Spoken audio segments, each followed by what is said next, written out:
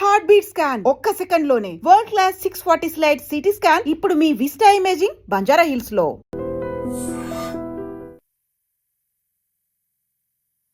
నమస్తే, welcome to I dream. నేను వలి.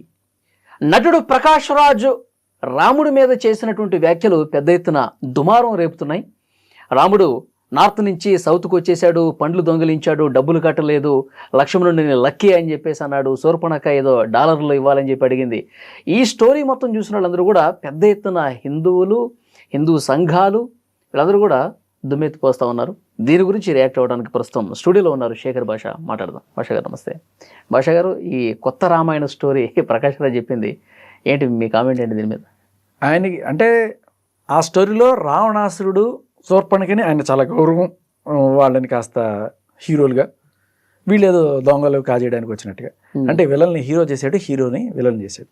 Basically ఆయన అన్ని సినిమాల్లోనూ విలన్ చేసి చేసి చేసి విలన్లనే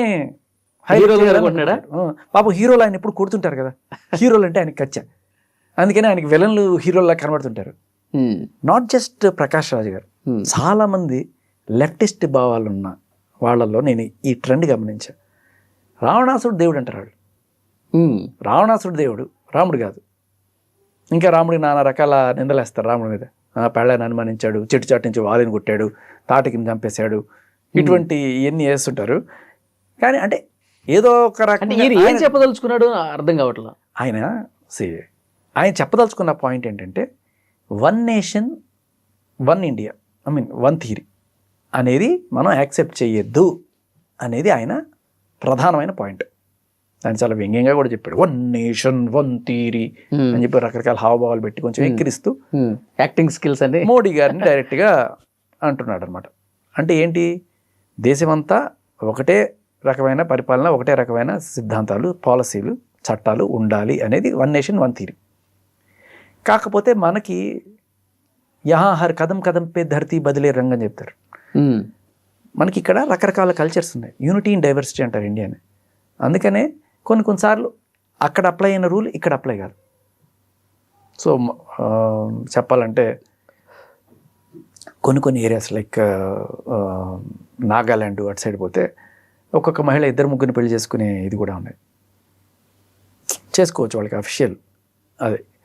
అలాగే కాశ్మీర్ లాంటి చోట అక్కడ అసలు వేరే చట్టమే ఉండేది మొన్నటిదాకా. అవును. అలా ఫెడరల్ అంటాం దీన్ని. అంటే ఒక్కొక్క రాష్ట్రం వాళ్ళకి సంబంధించిన చట్టాలు వాళ్ళు చేసుకునే హక్కు కల్పిస్తూ ఆ ఫెడరల్ గవర్నమెంట్ అనేది ఆ స్ఫూర్తి తీసుకొచ్చారు. కానీ దీన్ని కొన్ని విషయాల్లో యూనిఫై చేయాలి మనం, చేయకపోతే తప్పుపడతాం. ఒకటి కరెన్సీ, అది అలాగూ దేశం అంతా యాక్సెప్ట్ చేసేది సింగిల్ కరెన్సీ, అంతేగాని ఇక్కడ కరెన్సీ అక్కడ కరెన్సీ లేదు. రెండోది భాష. మన దేశం అనుకున్నప్పుడు మన తెలంగాణ వాడు కాశ్మీర్ పోయి అయినా బిజినెస్ చేసుకునేట్టు ఉండాలి, కన్యాకుమారి పోయి అయినా ఇల్లు కొనుక్కునేట్టు ఉండాలి, ఎక్కడ ఏమి ఇది ఉండకూడదు. ఇప్పటికీ మనం కొన్ని చోట్ల అడ్డుపడతాయి. లైక్ అరకు లాంటి ప్రదేశం అంతా బాగుంది, మనం ఒక చిన్న ఇల్లు కట్టుకుంటే బాగుంటుంది అనుకుంటాం, కానీ కుదరదు. అది ఏజెన్సీ ప్రాంతం, నువ్వు కొనుక్కోవడానికి కుదరదు. There are rules. అలా కొన్ని ఉన్నాయి అడ్డంకులు ఇప్పటికీ కూడా. But still one nation one theory ఏంటంటే అందరికీ ఈక్వల్, ఎవడైనా ఎక్కడైనా వెళ్ళి కొనుక్కోవచ్చు. అక్కడ నువ్వు గిరిజనుడు అయితేనే కొనుక్కోగలవు, లేకపోతే కొనుక్కోలేవు. ఇప్పుడు ఈ సిద్ధాంతాన్ని చాలా వరకు తీసుకొస్తున్నారు మోడీ గారు. ఇది ఎస్పెషల్లీ లాంగ్వేజ్ విషయంలో ఈయన అపోజ్ చేస్తున్నాడు ప్రకాష్ రాజ్. లాంగ్వేజ్, హిందీ అన్ని చోట్ల కూడా మాట్లాడాలి అంటే ఏం చేయాలి, ప్రతి స్టేట్లోనూ హిందీ సబ్జెక్ట్ పిల్లలకి ఫస్ట్ నుంచి అలవాటు చేస్తే వాడు కనీసం ఒక 10th క్లాస్కి వచ్చేటప్పటికి ఏదో క్యాకర బేకర కట్టారే అని చెప్పి ఏదో చోట మోట హిందీ అయినా మాట్లాడుకొని సర్వైవ్ అయిపోగలడు. ఇప్పుడు కేరళలో పుట్టావయ్యా, లేకపోతే తమిళనాడులో పుట్టావు, జనరల్గా అక్కడ ఎక్కువగా ఆ లాంగ్వేజే మాట్లాడతారు. సపోజ్ ఏదో పని మీద వీడు సెంట్రల్ గవర్నమెంట్ ఉద్యోగం వచ్చింది, వీడు ఎక్కడికో పోతాడు, ఢిల్లీనో పూనానో ఎక్కడో పోతాడు. పోయినప్పుడు కనీసం బియ్యం కొనుక్కోవాలన్నా లేకపోతే ఏదో కూల్ డ్రింక్ కలుపుకోవాలన్నా కిత్నా హై క్యా హై అని నేర్చుకోవాలి కదా. అవును. సో అది నేర్పిస్తుంది, మంచికే, తప్పు లేదు దాంట్లో. అసలు సబ్జెక్టే ఉండకూడదు, హిందీ తీసి అవతల పడేయండి, ఇది మాది. ఇక్కడికి వచ్చిన బయట వాళ్ళు కూడా మలయాళం నేర్చుకొని మలయాళంలోనే సంభాషించాలి. అది కొంచెం అభిమానం విపరీతమైపోవడం అనమాట. అసలు కంప్లీట్గా హిందీని బ్యాన్ చేయాలి. హిందీ అనేది ఇక్కడ కంప్లీట్ అపోజ్ చేస్తారనమాట వాళ్ళు. వాళ్ళని ఏదో మాయ చేసి వాళ్ళని ఏదో కాజేయడానికి వచ్చినట్టుగా చూస్తారు. బ్రిటిష్ వాళ్ళు వచ్చేసి మనల్ని ఇలా అని. సరే ఇంగ్లీష్లో కూడా మాట్లాడుకోవచ్చు, తప్పలేదు. కానీ వన్ నేషన్, ఒక యూనిఫైడ్ లాంగ్వేజ్ ఒకటి ఉంటే కమ్యూనికేషన్ బాగుంటుందనే ఉద్దేశంతో పెట్టారు. ఈయనేమంటాడు, ఆయన కేరళలో ఇచ్చిన మీటింగ్ అనుకుంటుంది. ఇక్కడ కేరళకి ఎవడొచ్చినా వాడు మలయాళం నేర్చుకొని మలయాళంలో మాట్లాడాలి, అంతేగాని వేరే లాంగ్వేజ్లో మాట్లాడకూడదు. ఏమంటారు అక్కడ ఉండే వాళ్ళందరూ కేరళలో ఏం చప్పట్లు కొడతారు. అరే ప్రతి చోట కొంత మైనారిటీ ఉంటారు, అక్కడ కొంతమంది హిందీ మాట్లాడేవాళ్ళు ఉంటారు కదా.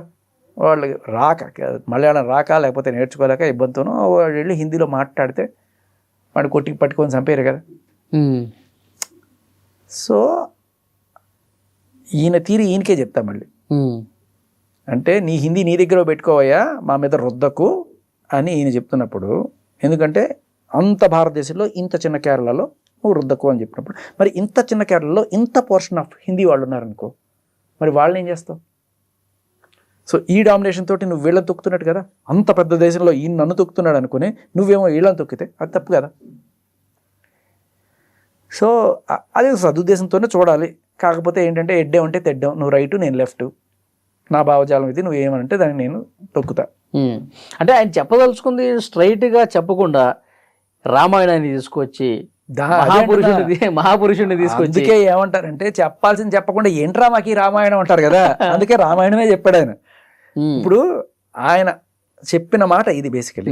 అదే కాంట్రవర్సీ అయితే తీసుకోండి, నచ్చకపోతే తీసుకోకండి. నాకు కొంత బాధగా ఉంటుంది, హైదరాబాద్లో ఉండి నీకు తెలుగొచ్చు నాకు తెలుగొచ్చు, బయటికి వెళ్తే మనం హిందీ ఏం ఆడతాం తెలియని వాడితోటి. ఆడికి తెలుగు వచ్చి ఉంటుంది, ఆటోవాడికి చక్కగా తెలుగు కూడా ఏంటాడు, ఆడ వెనకాల తెలుగులోనే క్యాప్షన్ కూడా రాసుకుంటాడు నన్ను చూసి ఆడవకురా అని. కానీ ఆడ దగ్గరికి వెళ్తే ఆడేమంటాడు, కిదరాతాయ్ జాతాయ్ ఇదే ఉంటుంది కదా. అరే మన తెలుగు ఎక్కడికి వెళ్ళిపోతుంది. హైదరాబాద్లో కొంత బాధ ఉంటుంది నాకు. అలా అని బలవంతంగా అందరూ తెలుగే మాట్లాడాలి, బూట్లన్నీ తెలుగులోనే ఉండాలి, తెలుగు మాట్లాడిన నాలుగు పీకుతా, ఇటువంటివి ఇది దాన్ని ఏమంటారు రాడికల్ అంటాం. అది వద్దు, లివ్ అండ్ లెట్ లివ్, అదే పాలసీ ఉండాలి. తమిళ్లో కొంచెం గట్టిగా ఉంటుంది, ఇంకా గట్టిగా ఉంటుంది అక్కడ. తమిళనాడులో గట్టిగా ఉంటారు వాళ్ళు. కాకపోతే తమిళ్ మాట్లాడితే వాళ్ళు ఇచ్చే వాల్యూ వేరు.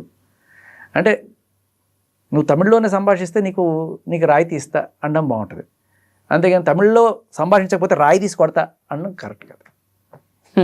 కరెక్ట్ చెప్పారు. అదే. సో ఈయన ఇక్కడ అదేదో సినిమాలో డైలాగ్ ఉంటుంది, మొత్తం అర్థం దీనికి సంబంధించిన అంతా మానేసి గూట్లే అంటే ఏమిటో వీడినేరే గూట్లే అని చెప్పి, అలా ఆయన చెప్పిన స్టోరీలో సారాంశం ఏంటంటే one nation one theory work out అవ్వద్దు అని డైలాగ్ గుర్తొచ్చింది నాకు. కానీ ఏంటంటే ఇక్కడ రాముడు లక్ష్మణుడిని వలస కూలీలతో కంపేర్ చేశారు అనేది ఎక్కువ హైలైట్ అయింది. మీరు అడిగారే ఇంతకీ ఆయన ఏం చెప్పదలుచుకున్నాడు, ఆయన ఇది చెప్పాలనుకున్నాడు, బట్ మీడియా అంతా ఇది ఫోకస్ చేసింది. అంటే మీడియా ఇది ఫోకస్ చేస్తుంది కాబట్టి బీజేపీ వాళ్ళకి ఆర్ఎస్ఎస్ వాళ్ళకి మంట పుట్టించాలి కాబట్టి కావాలనే చేస్తారు, ఖచ్చితంగా కావాలనే చేస్తారు. దానికి తగ్గట్టుగా ఆయన్ని తిడతారు, ఆయన ప్రిపేర్డ్గానే ఉన్నాడు దానికి. ఫస్ట్ టైం కాదు, నెక్స్ట్ డేనే నేను ఎందుకంటాను మహాపురుషుని ఎందుకంటాను, నేను నాకు అన్ని మతాలు సమానమే, అన్ని గౌరవిస్తాను కదా అని చెప్పి మళ్ళీ అన్ని కవర్ పేజీలే తప్ప అది అక్కడ క్లియర్ కట్గా నీకెందుకబ్బా. నేను ఇక్కడే కొంతమందిని చూస్తున్నాను, రావణాసుర దేవుడు అనేటోళ్ళు కమ్యూనిస్టుల్లో కొంతమందిని. ఏం చేస్తాం, వాళ్ళకి ఎవరో ఒకడు కూర్చొని బాగా బ్రెయిన్ వాష్ చేస్తాడు అనుకుంటా ఎవడన్నా. ఆ లెక్కన కనీసం రాముడు మన దేశస్తుడు అట్లీస్ట్, రావణాసుడు మన దేశం కూడా కదా, శ్రీలంక కూడా కదా. అలా అయినా సరే నార్త్ మే సౌత్ అంతే. దానికి కారణం కూడా లేకపోలేదు కొన్నిసార్లు. అంటే కొన్నిట్లో నార్త్కి ఇచ్చిన ఇంపార్టెన్స్ సౌత్కి ఇవ్వరు అనే మాట వాస్తవం, అది నిజం. మనం ఎంతైనా సౌత్ బిడ్డలాగా చూస్తారు అనే కోణం కూడా కొన్ని చోట్ల ఉంది. ఇప్పుడు డీలిమిటేషన్లు ఇలాంటివి వచ్చినప్పుడు కూడా ఇక అన్ని సీట్లు ఉత్తరప్రదేశ్లోనే ఉంటాయి. అంత పాపులేషన్ ఇక్కడ కూడా ఉంది, కానీ ఇక్కడ అన్ని సీట్లు ఉండవు. దీనేంటి, ప్రధానమంత్రి నిర్ణయించే హక్కు మనకన్నా నార్త్ వాళ్ళకి ఎక్కువ ఉంది. అదంటే మతపరంగా చీలుకు రావటం అలా. రావణాసురుడు సూర్పడిన కల్లో నీకు హీరో హీరోయిన్లు వీళ్ళు విలన్సా అనే కోణం. మళ్ళీ అది స్టోరీ కూడా పండ్లు ఏరుకుంటున్నాడు, డబ్బులు కట్టట్లేదు. మళ్ళీ జిఎస్టీ $1,000 సరిపడక. అదే సో ఇప్పటికే కేసు కూడా నమోదైంది సార్. కరాటే కళ్యాణి గారు వీళ్ళందరూ కూడా కేసు పెట్టినట్టున్నారు. ఎన్ని కేసులు చూద్దాం. కొన్ని వందల వేల కేసులు ఇట్లా మూలుగుతూనే ఉన్నాయి. కనీసం పిల్లలు పోలీస్ స్టేషన్కి. అంతే. Thank you. And for more videos, Please subscribe to iDream. Please subscribe to iDream. Please subscribe iDream. And please subscribe to iDream. For more videos, subscribe to iDream. please like, share and subscribe to the channel. Congratulations, iDream. Subscribe to iDream. Subscribe to iDream. So subscribe to iDream Media.